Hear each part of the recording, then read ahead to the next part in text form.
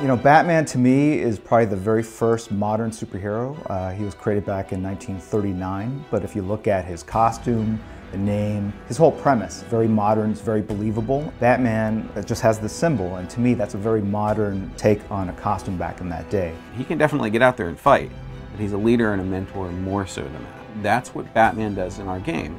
He works with the player to teach them how to fight crime and fight Brainiac and like that. Alternatively, if you're a villain, he's going to come beat you up sooner or later, so watch out. He's really rooted in a modern sensibility in that he's essentially the champion of the city, and he's the guardian against all the evil that comes about.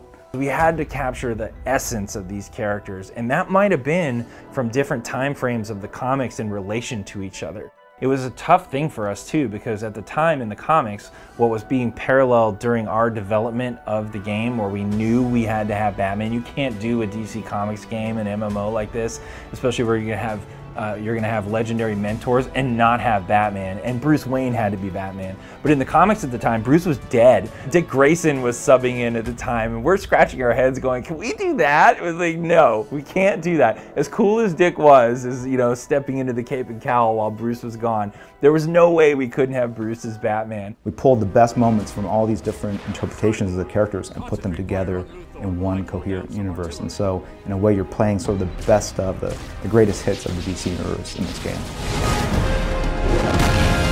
To me, as a creator, I mean, it's a real honor to be part of that legacy. I know the Batman we went with was definitely, you know, part of Jim's vision, a very quintessential and very popular version of Batman.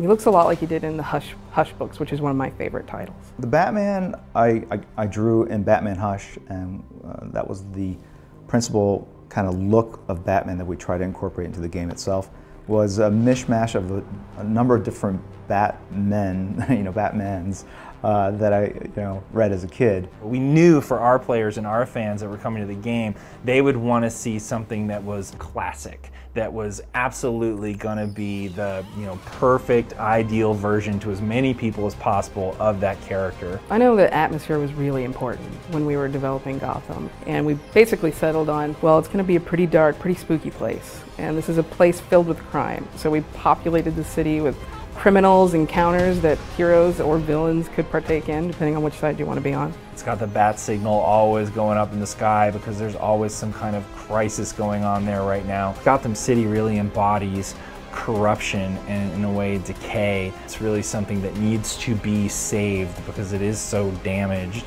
You measure a hero by the villains he has to take on, and if Gotham is this seedy capital of crime, of corruption, it just shows all the work that Batman has to do. It's always nighttime in Gotham in our game, which gives it that kind of feel like you're stepping out of the shadows, like you're the Dark Knight himself, going from rooftop to rooftop and gliding alongside the skyscrapers. It was really great that we were able to get Kevin Conroy to reprise the role as Batman. So Kevin Conroy came into the role of Batman and for the first time presented this person who was completely unflappable. He had steel behind him, he was serious, he was driven, he was determined.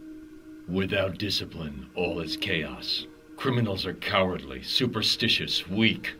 It's this sort of tone that he has and how he does his delivery where there's always this calmness to it. He's an amazing Batman, possibly the one true Batman. I'm Kevin Conroy, I do the voice of Batman. Nothing can be allowed to threaten this fight. Not even the Joker. He brings the acting into it, and he does it in very subtle ways that I think guys like me can't fully comprehend, but fully appreciate and enjoy. He's saying the Joker's attack here is just a diversion. But from what? There's a second set of coordinates. I'm sending them to your map now.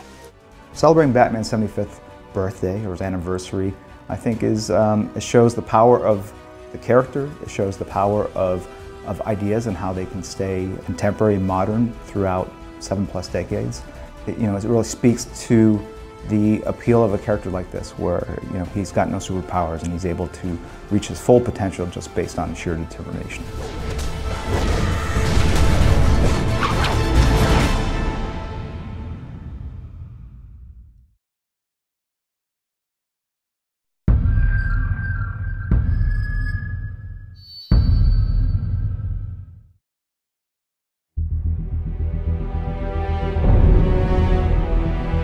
So when we started creating DC Universe Online, we knew we were going to have this mentor system. And they were going to be able to follow different heroes and different villains who were going to guide them as they're this new hero coming on the scene of the DC Comics. What I love about our game is that Batman and Oracle, they're talking to me. They're not saying another character's name. They're saying, hey, you really helped us out today. That's why we want you to be a part of our team. Try to deliver on the Batman fantasy so you felt like you were Batman or living in that Batman world, you know. So you would go to Gotham, it's dark, there's all kinds of crime and things like that, and only you can save them. You're playing that whole detective role. Really, when you start out the game, you're not dealing with Batman himself except over a communicator. You're really dealing with the supporting characters. You're seeing Robin, you're seeing Harley Quinn. Right off the bat, you see Scarecrow as one of the enemies that you're going to encounter. So we show you Scarecrow in there, and we show all the fear gas and his little minions and henchmen and stuff, and then you actually go and you rescue Batwoman, so that you get to see another person with the Bat family along the way. Amusement Mile is actually pretty cool. So it's this big swath area, looks really iconic, cool looking stuff. You got clowns everywhere, you got cops everywhere. Players are battling each other. It's a really, really neat experience. And then you go into the funhouse and it's totally Jokered out. You're totally what you expect to see if you went into Joker's hideout. Robin went in ahead and kind of got tied up, and you have to rescue him from Harley Quinn. We actually do have a mission where players just can't get rid of a bomb, and they're tasked to pick up one of the Joker's bombs and find a place to get rid of it, and they end up throwing it into the river as an homage to Batman 66. It's not till like halfway through the game where you actually finally come face to face with Batman as a player.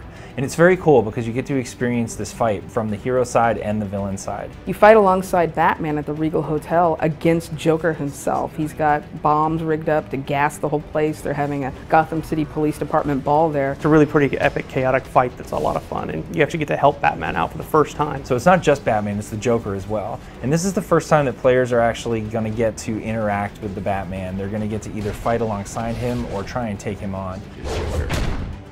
You know, and all this culminates in the Batcave. Brainiac has dug into the systems of the Batcave and he's using it against the world. At this point, the stakes have been raised from Gotham to the entire Earth. Because Batman is so paranoid and so driven to keep tabs on things and have this control over everything, and Brainiac uses that as an Achilles heel. And you're actually battling your way through it, and you're learning things along the way that things have gotten out of control for Batman. And so you're fighting Omax, you're fighting Brainiac-controlled bat drones and things like that, and at the very end there, you're actually fighting Brother Eye. He's got beams going everywhere, and it's this whole coordinated effort to stay alive and take him out. It's a really, really tough fight. You have to get in there and root out all Brainiac's subroutines and restore the Batcave, which allows you, of course, to be one of the few select people who are allowed inside the Batcave.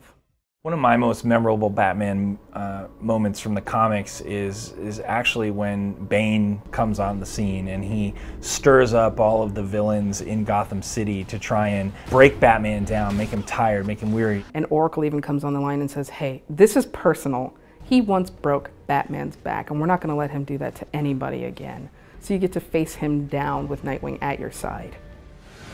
We have this interesting thing going on in Arkham Asylum in the game as well, where, you know, something is stirring up all of the villains that are in Arkham and sending them out into the city, and this is causing all this chaos. Poison Ivy, Mr. Freeze, and Scarecrow. Each one of them has their own wing that they've taken over, and they're actually recruiting more members to set out an army and to take over the whole city. At the very end, Batman shows up and thanks you for your help, and you basically save the day, and it's a big, long, fun alert, one of my favorites.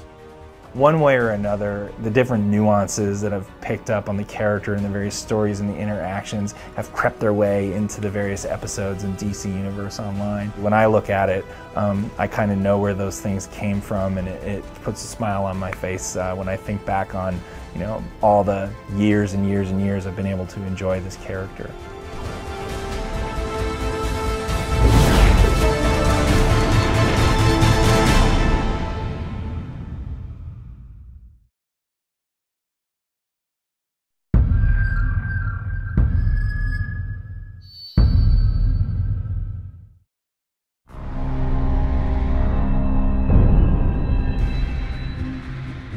Future Batman, you would think that it would be a character that was on the wane, a character that you know, whose physical powers are failing him, and what you see as Batman gets older, he just becomes more badass, and he's a character that obviously doesn't care about how he looks, but he's also a character that is incredibly confident in his ability to take on anybody, and I think he jumps into battles just fearless.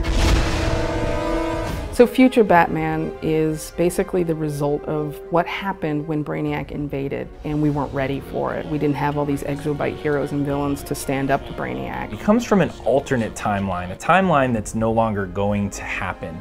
And it's because of the actions that he and a future Lex Luthor took in the future to create all of the heroes and the villains that are now populating DC Universe Online to avoid the very future that they came from. So in the Battle for Earth DLC, you fight alongside Future Batman to try to stop Future Lex from taking over the Nexus of Reality, which allows them the ability to travel through time and space. So at the end, they both jump down the hole into the Nexus of Reality. And that's kind of like a big cliffhanger we leave at the end of Battle for Earth. We don't come back to it until our 7th DLC, which is Origin Crisis, which we explain then how time travel is mixed in the whole thing. So now Future Batman has gone around and found other Batman from other different time streams, and he's combined and created his own little council there. They're in these different temporal states, and what they're doing is they're using the Nexus to kind of time travel back. All this pranking with time and space has actually caused alternate realities to be born. Lex Luthor became young Bruce Wayne's mentor and sculpted him in his own image. And we end up with a very, very evil, very dark and sardonic Bruce Wayne. So one of those moments that Batman sends the players back to is that moment in Crime Alley when young Bruce Wayne had to watch his parents die. And you're allowed to impact that moment in his life. It's allowed us to really experiment and do a lot of cool things with the character and explore even different variations of him than people have ever seen before.